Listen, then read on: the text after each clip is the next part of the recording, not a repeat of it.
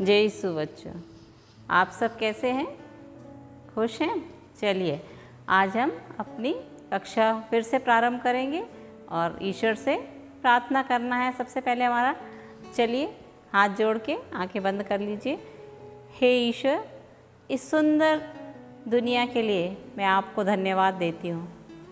आपने मेरे लिए बहुत से वरदान इस दुनिया में दिए हुए हैं। उन सब के लिए धन्यवाद देते हुए मैं आपसे विनती करती हूँ कि आप ऐसी कृपा प्रदान करें मुझे, ताकि मैं उनका सही ढंग से और सही प्रकार से उपयोग कर सकूँ। आमीन। चलिए, पिछली कक्षा में हमने कौन सा पाठ पढ़ा था? पाठ 7 था, मेरी दुनिया। उसमें हमने देखा कि क्या क्या हमारे आसपास ईश्वर ने बनाई वाली चीज़ें हैं। पहाड़, नदी, पशु पक्षी, चांद तारे, सब बहुत सारी चीज़ें जो हमारे आसपास हैं, ठीक है ना। तो वो सब किसने बनाया? हमने देखा ईश्वर ने बनाया, और वो हमारे लिए बहुत उपयोगी चीज़ें हैं, सभी उपयोगी चीज़ें हैं। तो हमारा प्रश्न ये था कि ये सब चीज़ें ईश्वर ने क्यों बनाई? ये चीज़ें जो सुंदर दुनिया एक बनाई है ईश्वर ने, वो क्यों बनाई? ईश्वर ने ये दुनिया हमारे लिए क्यों बनाई? तो क्या उत्तर था? ये चीज़ें सभी ईश्वर ने हमारे लिए इसलिए बनाई ताकि हम सुखी जीवन जी सकें, एक अच्छा जीवन जी सकें। तो हम किसके लिए बनाई थी? हमारे लिए बनाई। और क्यों बनाई? ताकि हम एक सुखी जीवन जी सकें, ठीक है। तो आज हम अपनी कक्षा का नया विश्वास प्रशिक्षण श्रृंखला का भाग 2 शुरू करने वाले हैं। पहले भाग में हमने 7 पाठ पढ़े थे, है ना। पहला था मैं, फिर उसके बाद मेरा परिवार, मेरे माता पिता, मेरे भाई बहन, मेरे दोस्त, मेरे पड़ोसी, फिर मेरी दुनिया। अब हम भाग 2 में पहुंच गए हैं, और भाग 2 का जो पाठ है, पाठ 8, उसका नाम है प्रभु यीशु और मैं। तो प्रभु यीशु और मैं, अभी तक हमने जो पाठ पढ़ा था उसमें हमने अपने बारे में पढ़ा था। अब प्रभु यीशु और प्रभु यीशु के बारे में हम पढ़ेंगे कि प्रभु यीशु कौन थे। पहले हमने पढ़ चुके हैं, पहले मैंने पढ़ा तो नहीं है, लेकिन आपको बताया था प्रभु यीशु के जन्म की कहानी। तो इसमें चित्र दिए हुए हैं, आप अपनी पुस्तक में चित्र देखिए। पहले चित्र में क्या दिख रहा है आपको? पहले चित्र में प्रभु यीशु और उनके माता पिता, प्रभु यीशु के जन्म की मैंने कहानी बताई थी आपको। प्रभु यीशु का जन्म कब और कहाँ हुआ था, कैसे हुआ था, किन परिस्थितियों में हुआ था, और कहाँ पर वो जन्मे थे? एक गौशाला में जन्मे थे। तो अभी पहले चित्र में हम देखेंगे, क्या देख रहे हैं कि ये प्रभु यीशु और उनके माता पिता, छोटा सा बच्चा है वो प्रभु यीशु है, और उनके साथ में उनके माता पिता दिखाई दे रहे हैं। दूसरे चित्र में प्रभु यीशु बच्चों के साथ हैं और वो बातें कर रहे हैं। प्रभु यीशु बच्चों से बातें कर रहे हैं। तो प्रभु यीशु बच्चों से बातें करते थे, ठीक है ना। वो बहुत प्यार करते थे प्रभु यीशु को। मैंने आपको बताया था एक बार कि प्रभु यीशु बच्चों से बहुत अधिक प्यार करते थे, और वो कहते थे बच्चों को मेरे पास आने दो। तो दूसरे चित्र में हमने देखा कि प्रभु यीशु बच्चों से बातें कर रहे हैं, और बच्चे भी उन्हें फूल दे रहे हैं, या जो भी है बातें करते हुए प्रभु यीशु उनसे बात कर रहे हैं और वो उनसे प्रभु यीशु से बातें कर रहे हैं, ठीक है। फिर तीसरे वाले चित्र में हम देख रहे हैं कि 2 बच्चे हैं, वो कहाँ जा रहे हैं? स्कूल जा रहे हैं। कहाँ जा रहे हैं? स्कूल जा रहे हैं। और प्रभु यीशु ने उन दोनों का हाथ पकड़ा हुआ है ना। तो वो कौन है? हम हैं, है ना। प्रभु यीशु भी इसी प्रकार से हमें संभाल के रखते हैं, हमारा हाथ पकड़ के हमें हर जगह ले जाते हैं। तो हमें क्या करना है? उनका हाथ छोड़ना नहीं है, मतलब हमें प्रभु यीशु के साथ रहना है। तो आप बोलेंगे मुझे तो नहीं दिखते हैं, है ना। तो लेकिन अगर हम उनसे बात करना चाहते हैं या उनके साथ रहना चाहते हैं, तो किस प्रकार रह सकते हैं हम उनके साथ में या उनसे बात कर सकते हैं? एक तो प्रार्थनाओं के द्वारा और पवित्र वचन के द्वारा। तो जब हम पवित्र बाइबल को पढ़ेंगे तो हम उनके साथ रह सकते हैं और उनसे विनती करेंगे, प्रार्थना करेंगे, तो हम हर समय उनका साथ हमें मिलता रहेगा। उसके बाद नीचे वाले चित्र में क्या दिख रहा है, उसके बाद वाले चित्र में ये चित्र है, प्रभु यीशु क्रूस पर टंगे हुए हैं। क्रूस दिख रहा है, आपने देखा है चर्च में या गिरजाघर में हम क्या देखते हैं, क्रूस देखते हैं जिसमें प्रभु यीशु टंगे हुए दिखते हैं हमें, है ना। प्रभु यीशु क्रूस पे मरे थे, हमको मालूम है प्रभु यीशु की मृत्यु क्रूस पर हुई थी। तो वहाँ पर हम क्या देख रहे हैं इस चित्र में, प्रभु यीशु क्रूस पर टंगे हुए और उनके पास में एक महिला और एक पुरुष दिख रहे हैं हमें जो हाथ जोड़े हुए हैं, ठीक है। इसके बाद ये तो प्रभु यीशु की मृत्यु क्या होगा, उसके बाद आपको मालूम है प्रभु यीशु तीसरे दिन मृत्यु के बाद या मरने के बाद फिर से जी उठे। तो ये काय का चित्र है, ये जो पांचवा चित्र है ये काय का है, प्रभु यीशु के जी उठने का चित्र है। और जब प्रभु यीशु जी उठे तो क्या हुआ, वहाँ जो सैनिक थे उनकी आंखें चौंधिया गई, है ना। और वो जैसे ही प्रभु यीशु जी उठे तो क्या हुआ, उजाला हो गया, चारों ओर उजाला हुआ।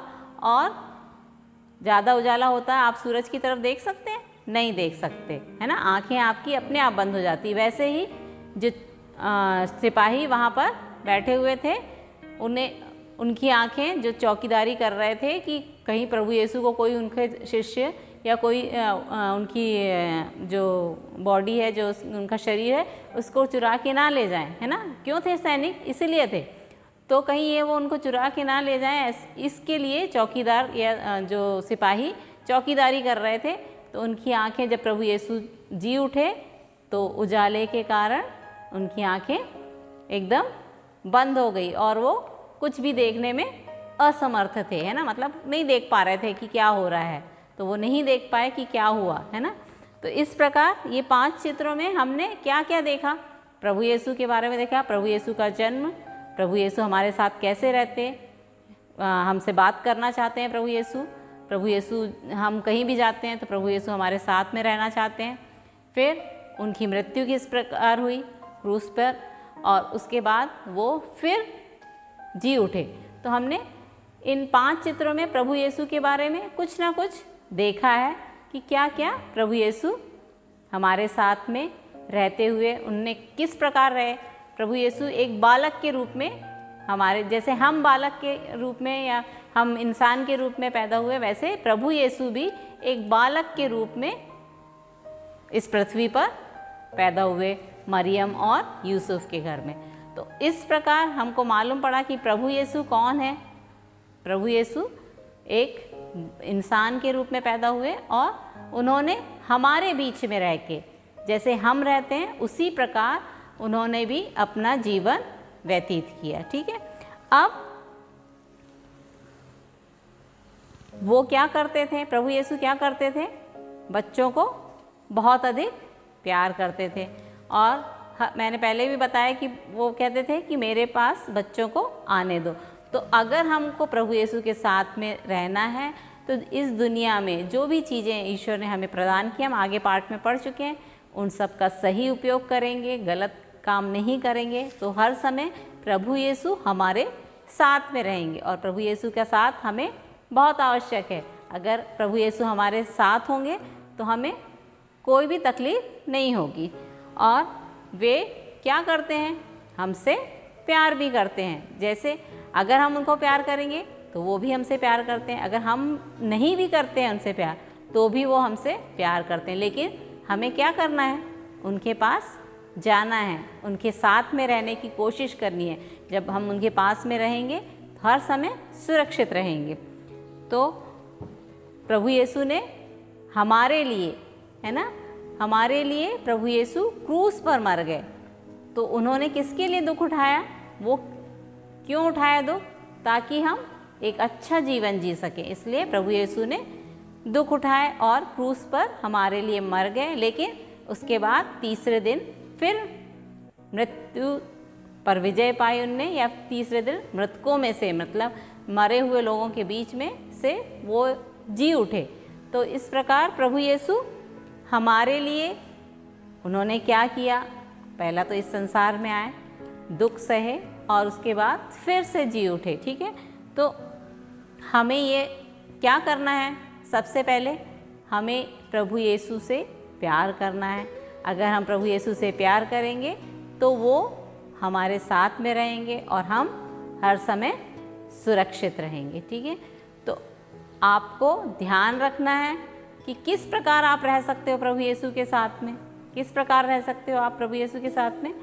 हम इस प्रकार रह सकते हैं कि हम प्रार्थनाओं के द्वारा उनसे बातें करें, पवित्र वचन, बाइबल में जो पवित्र वचन लिखे हैं उनको पढ़ें और उनके नज़दीक आने की कोशिश करें। जब हम उनके नज़दीक आने की कोशिश करेंगे तो वो सदैव हर समय हमारे साथ रहेंगे।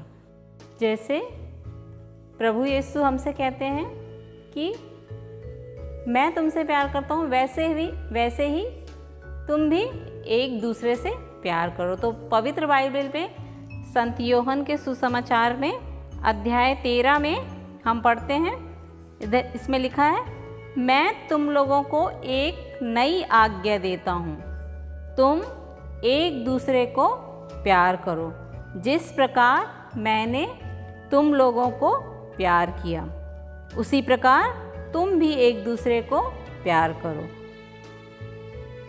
तो फिर से हम इसको पढ़ेंगे, इस वाक्य को। क्या लिखा हुआ है? मैं तुम लोगों को एक नई आज्ञा देता हूँ, तुम एक दूसरे को प्यार करो जिस प्रकार मैंने तुम लोगों को प्यार किया, उसी प्रकार तुम भी एक दूसरे को प्यार करो। इसका प्रभु यीशु ने हमको कितना प्यार किया। हम ये कहते हैं कि प्रभु यीशु हमसे प्यार करते हैं। प्रभु यीशु ने, मैंने आपको बताया कि प्रभु यीशु ने हमारे लिए, हम सबों के लिए अपनी जान क्रूस पर चढ़ाई। इसका मतलब ये हमसे वो बहुत प्यार करते थे, इसलिए वो क्रूस पे चढ़े ताकि हम जीवन प्राप्त करें। तो वो क्या बोलते हैं कि जैसे मैंने तुम लोगों को प्यार किया वैसे ही तुम भी एक दूसरे को प्यार करो।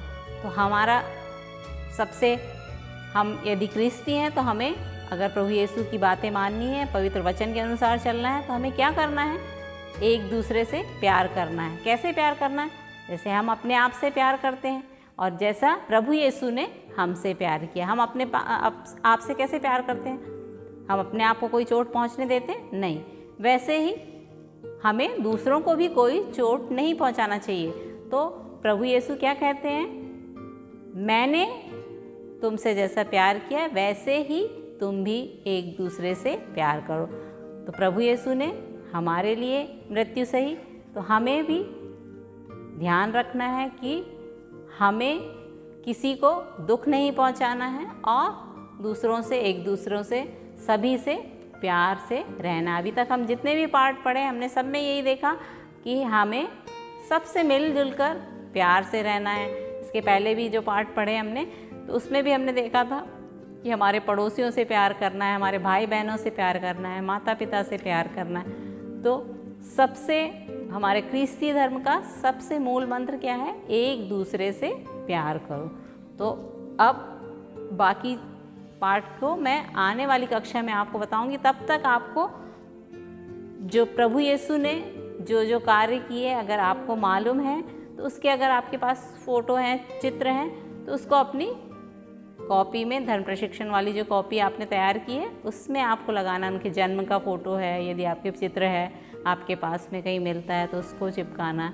और क्या किया प्रभु यीशु ने, अगर उनके चमत्कारों के कुछ चित्र हैं तो वो भी चिपका सकते हैं। उनकी मृत्यु का, उनके कार्यों का या उनके पुनरुत्थान का चित्र आप अपनी कॉपी में लगाएंगे। ये आपका होमवर्क है आपके लिए। तो आप इसके बारे में और पढ़िए कि क्या क्या करना है हमें और किस प्रकार रहना है। ठीक है, तो तब तक के लिए सभी को जय यीशु।